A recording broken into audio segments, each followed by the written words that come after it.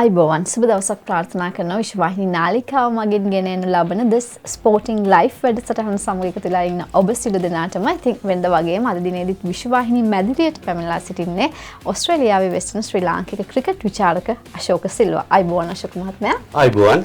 ඉතින් අද දිනේදී අපි කතා කරන්න සූදානම් වන්නේ ඕස්ට්‍රේලියාවේ ක්‍රිකට් කණ්ඩායමේ තවත් සුපිරි ක්‍රීඩකයෙක් දක්ෂතරුවක් අද දිනේදී 2022 මැයි 15 වෙනිදා අපි අතරින් හදිස්සියෙන් සමගෙන යනවා. ඔහු නමින් ඇන්ඩ්‍රු සයිමන්ස්. ඉතින් මේ ඇන්ඩ්‍රු සයිමන්ස්ගේ වියෝවත් සමග ඕස්ට්‍රේලියාවේ ක්‍රිකට් කණ්ඩායම සහ ඒ හා බැඳි සුවිශේෂී සම්දිස්ථාන පිළිබඳව තමයි අශෝක මහත්මයා අද දිනේදී අපිත් සමග එකතු වෙලා කතා කරන්න සූදානම් වන්නේ. ඉතින් ඒ පිළිබඳව අපි කතා කළොත් අශෝක මහත්මයා. ඔව් ශානි ඔබ කිව්වා වගේ ඕස්ට්‍රේලියාවේ ක්‍රිකට් තරු මේ වෙනකොට මාස දෙකක් ඇතුළත ක්‍රිකට් ලෝලින්ගෙන් වෙන් වෙලා ගියා මේ තුන්වෙනිය ඇන්ඩ්‍රු සයිමන්. මීට පෙර ඔබ දන්නවා ෂේන් වෝන්, රොඩ්නි මාස්, අද ඒ වගේම ඇන්ඩ්‍රු සයිමන් අපෙන් සමුගත්තා හදිසි රියානුතුරකින්. ඇත්ත වශයෙන්ම ඇන්ඩ්‍රු සයිමන් කියන්නේ ඕස්ට්‍රේලියාවට හිටපු ප්‍රබල ක්‍රිකට් ක්‍රීඩකයෙක්. ඔහු ගැන තව ටිකක් විස්තර කරලා කියනවා නම් මම දන්න තරමින් ඕස්ට්‍රේලියාවට ක්‍රීඩා කරපු එකම කළු ජාතික සම්භාවයක් ඇති ක්‍රීඩකයා ඔහුයි. මම හිතන්නේ මම නිවැරදි කියලා. ඒ වගේම ඉතාම ජව සම්පන්න තුන් ඉරියව්වෙම කැපී පෙනුණු හොඳ ක්‍රීඩකයෙක්. ඔහු ඕස්ට්‍රේලියාව වෙනුවෙන් ටෙස්ට් තරඟ 26කට ක්‍රීඩා කරා. ඒ වගේම එක්දින තරඟ 198කට ක්‍රීඩා කරා.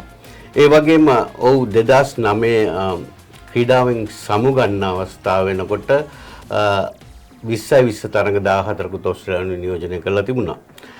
ඉතින් ඇන්ඩ්‍රු සයිමන් ගැන කතා කරොත් ඔහු තුන් ඉරියව්වෙම කැපිපෙන්න ක්‍රීඩකයෙක්. විශේෂයෙන්ම ඔහුගේ පන්දු යැවීම සහ පිටිකරණයට අමතරව ඔහු ඉතාමත් හොඳ පන්දු රකින්නෙක්. ඔහු ක්‍රීඩා කරන වකවානු වෙනකොට මම හිතන්නේ ලෝකේ හිටපු හොඳම පන්දු රකින්නම් දෙන්නෙනාගෙන් හෝ තුන්දෙනාගෙන් එක්කෙනෙක් ඔහු. ඒ තරම්ම ඉතාම ජව සම්පන්න දක්ෂ පන්දු රකින්නෙක්. ඉතින් අවසනකට වගේ ඔහු ක්‍රිකට් ක්‍රීඩාවෙන් සමුගත්තේ ඔස්ට්‍රේලියාව නියෝජනය කරපු ක්‍රිකට් නායකයෙකු මයිකල් ක්ලාක් සමග ඇතිවෙච්ච මතගැටුමකින් කියලා ඉතින් කියනවා. මොකද ඔහු ඊටම ක්‍රීඩා ලෝලි ඒ වගේම කියන්නේ ඔහු ෂේන් වෝන් වගේම නැති වුණත් ඔහුත් ඊටම ක්‍රීඩා ලෝලි ක්‍රීඩකයෙක්. යම් ක්‍රීඩා තරඟවාරයක් අතරතුර පුහුණු සැසිවාරයකදී ඔහු පිෂින් එහෙම නැත්නම් මාළු අල්ලන්න ගිය කතාවක් අනුව ඇතිවෙච්ච කතාවකින් ඔහු සමග ඔහුට ක්‍රීඩා කියන්නේ නායකයත් සමග ඇතිවෙච්ච මතභේදයක් උඩ ඔහු සමුගත්තයි කියලා කියනවා. ඉතින් අපි කොයිතරම් දුරට ඒක සත්‍යද කියලා දන්නේ කොහොම වුණත් ඔහු සමුගන්න විටත් ඔහු ඊටාම දක්ෂ ක්‍රීඩකයෙක්. ඔහුට ඕස්ට්‍රේලියාවෙන් ක්‍රීඩා කරන්න ඔහුට අවශ්‍ය සෑම ශක්තියම තිබුණා. ඒ අවස්ථාවේ තෝ දක්ෂ ක්‍රීඩකයෙක්. හොඳයි අශෝක මහත්මයා ඇන්ඩ්‍රු සයිමන්ස්ගේ මේ ඕස්ට්‍රේලියානු ක්‍රිකට් හා සම්බන්ධ අමතක නොවන මතක සටහන් තිබෙනවද? ඔව් ශානි ඇත්ත වශයෙන්ම ඇන්ඩ්‍රු සයිමන් කියන ක්‍රීඩකයා ඉංගලන්තයේ බර්මින්හෑම් උපත ලැබපු ක්‍රීඩකයෙක්. ඔහු ඕස්ට්‍රේලියාවට ක්‍රීඩා කරන්න පෙර ඉංගලන්තයේ ප්‍රබල ක්‍රීඩා ප්‍රාන්ත කීපයකටම සෙල්ලම් ක්‍රීඩා කරා. කෙන්ට්, ග්ලෝසර්ෂයර්, ලැන්කෂයර්, ග්ලැමොගන් වගේ ප්‍රබලම එංගලන්ත ප්‍රාන්ත වලට ඔහු ක්‍රීඩා කරා. එහිදී ඔහු ලබාගත් දක්ෂකම් නිසාම තමයි ඕස්ට්‍රේලියාව ඔහු එංගලන්තයේ උපත ලැබුවත් ඕස්ට්‍රේලියානු ඔහුට වරම් ලැබුණ ඕස්ට්‍රේලියානු කණ්ඩායමට ක්‍රීඩා ගන්න. විශේෂයෙන්ම ඔබ ඔහුගේ අමතක නොවන වාර්තා ගැන හොම 1995 ප්‍රාන්ත තරඟාවලියේ අවසන් තරඟයේදී ඉනිමකදී වැඩිම 6 පාරවල් ගහන වාර්තාව ඔහු තමයි ලැබුවේ. 6 පාරවල් 16ක ඉනිමේදී ඔහු ලබා ගත්තා. මේ මෑතක් වෙනතුරු මේ වාර්තාව තිබුණා. තවත් එංගලන්ත ක්‍රීඩකයෙක් වන බෙන් ස්ටොක් මේ මෑතකදී ඒ වාර්තාව බිඳහෙනු ලැබුවා. ඔහුගේ ක්‍රීඩා තරඟ ඔහු ක්‍රීඩා කරන ක්‍රීඩා තරඟවල ඇත්ත වශයෙන්ම අමතක නොවන සිදුවීමක් නැත්තෙම නැහැ. හැම තිස්සෙම අවශ්‍ය වෙලාවට අර ෂේන් වොන් වගේ තරඟයේ තීරණය වෙනස් කරන්න පුළුවන් ක්‍රීඩකයෙක් ඔහු. ඒ තරම්ම දක්ෂ ක්‍රීඩකයෙක්. ඉතින් මට ඔහුගේ ඉතාමත් අමතක නොවන සිදුවීමක් කියලා මේ මෑතක් වෙනකල්ම ඔහු තව වාර්තාව කියන්න පුළුවන්. එක ඉනිමකදී 6 පාරවල් 16ක් ලබා ගැනීම.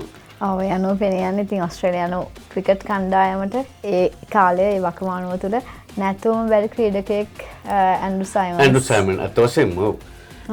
හොඳයි. ඉතින් විශේෂයෙන්ම 1998 2009 කාලය තුළ ඕස්ට්‍රේලියාව නියෝජනය කරමින් ඕස්ට්‍රේලියාවට ක්‍රීඩාව හරහා ඉතාමත් අති මහත් සේවයක් සිදු කළ ඇන්ඩ්‍රු සයිමන්ස් ඉතින් අද දිනේදී ඔහුගේ ජීවිතයෙන් සමුගෙන යනවා. ඉතින් මේ සමස්ත ඕස්ට්‍රේලියානුවන්ට වගේම ඕස්ට්‍රේලියාවටත් ඉමහත් පාඩුවක් ලෙස තමයි අපි සඳහන් කරන්නේ. ඉතින් විශේෂයෙන්ම විශ්වවාහිනී නාලිකාව ඔහුගේ වියෝව පිළිබඳව මේ වැඩසටහන හරහා මෙලෙස අපි ශෝකය පළ කර සිටිනවා. ඉතින් ඉදිරියේදීත් ඕස්ට්‍රේලියාව තුළින් වාර්තා වෙන ක්‍රිකට් ක්‍රීඩාව සම්බන්ධයෙන් වාර්තා වන පුවත් ඔබ වෙතට ගෙන එන අරමුණින් අද දිනේදී අපි ඔබේ නිවසෙන් සමුගෙන යනවා. ඉදිරි සතියේදීත් ඔබව හමුවීමේ බලාපොරොත්තුෙන්. අශෝක සිල්ව මහත්මයා ඔබට ස්තුතියි අද දිනේදී අප සමග සම්බන්ධ වුණාට. ඉතින් ඉදිරියේදීත් අපි The Sporting Life වැඩසටහන හරහා හමුවීමට බලාපොරොත්තුෙන් සමුගෙන යනවා. ඔබ සියලු දෙනාටම සුබ සතියක් ප්‍රාර්ථනා කරමින් ආයුබෝවන්. ආයුබෝවන්.